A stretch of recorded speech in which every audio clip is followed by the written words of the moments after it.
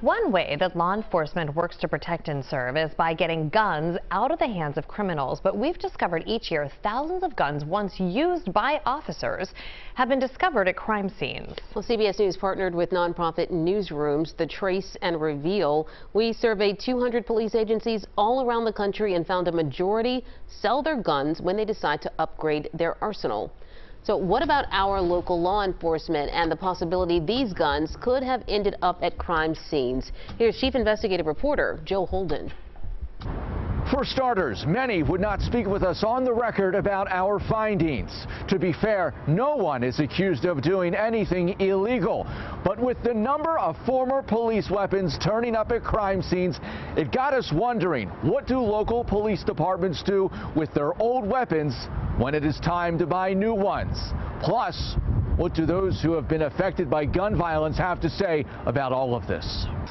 I think more awareness needs to be made about this. Crystal Hamilton says in the 7 years since her son Christian's murder, she's helped hundreds of moms just like her, those caught up in trying to cope with indescribable loss. What things did you learn after he died? I learned that there was a war going on in Philly. I had no clue that it was just that bad until it actually happened to me. Christian, a 28-year-old aspiring realtor, died in 2017 after police say a car rolled up and those inside that car opened fire.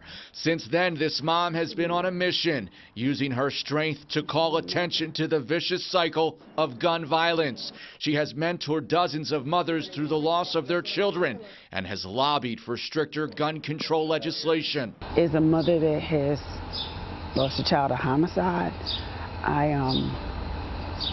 had to join the crowd. I had to change my pain into a purpose, and I wanted to find out what is going on, why did it happen, because I was clueless. I had no clue. It would come as no surprise. This mom, an anti-gun violence activist in Philadelphia, was stunned to hear about the results of our investigation, that former police weapons have actually been found at crime scenes. The once law and order guns apparently now in the hands of bad guys. I'm floored. I can't believe it. This is unbelievable.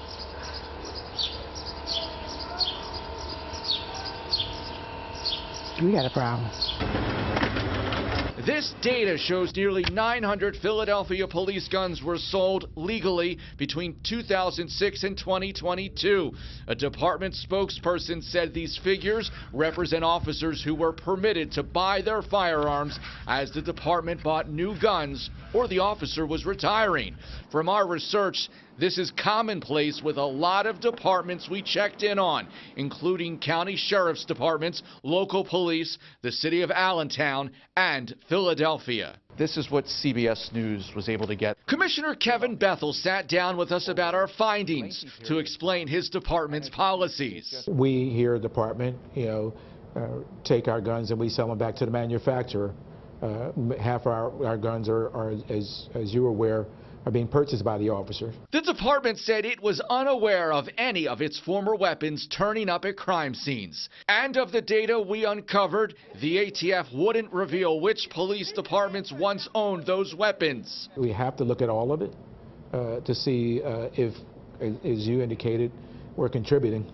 We constantly talking about how many guns are out in our communities. I mean, it's a serious problem, right? And so, if we're finding that the weapons that we're purchasing and bringing back into are now being recycled to be crime guns, well, that's a problem, right? And something we have to talk about and think about. In a months-long CBS News Philadelphia investigation, we reached out to many police departments across the Delaware Valley, seeking records and information on what they do with their used firearms. We learned virtually every single one of them has, at times, traded those weapons back to a federally licensed firearms dealer in exchange for a credit on the purchase of new guns. So, how do 52,000 former police weapons show up at crime scenes? That is still unclear. and he used a ghost gun. At a press conference last month, where legislators called on the Pennsylvania State Senate to pass a ban on ghost guns, we presented our findings to Democratic lawmakers from Philadelphia.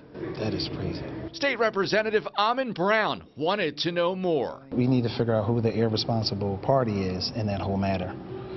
Because if you say 50,000 in what, 14, 16 years? Almost 20 years. Yeah. You know, but there's got to be a loophole somewhere. Certainly, there needs to be more scrutiny. House Speaker Joanna McClinton sounded similar alarms. Those figures are astonishing. It is very important that police departments across the nation have real safeguards and appropriate protocol in place for when someone retires or transfers to another department, that the officer weapons are either destroyed or recirculated, but we do not need to ever risk them getting in the streets. In a city very much at war to reduce the amount of guns on the streets, this mom of a murder victim struggled to comprehend what she called a dark irony. I never even thought about, I can't even wrap my head around this when I'm trying. If you're going to turn a gun back in, destroy the gun, that's how you decrease the amount of guns that are still in existence. Of the many police forces we've spoken with for this investigation,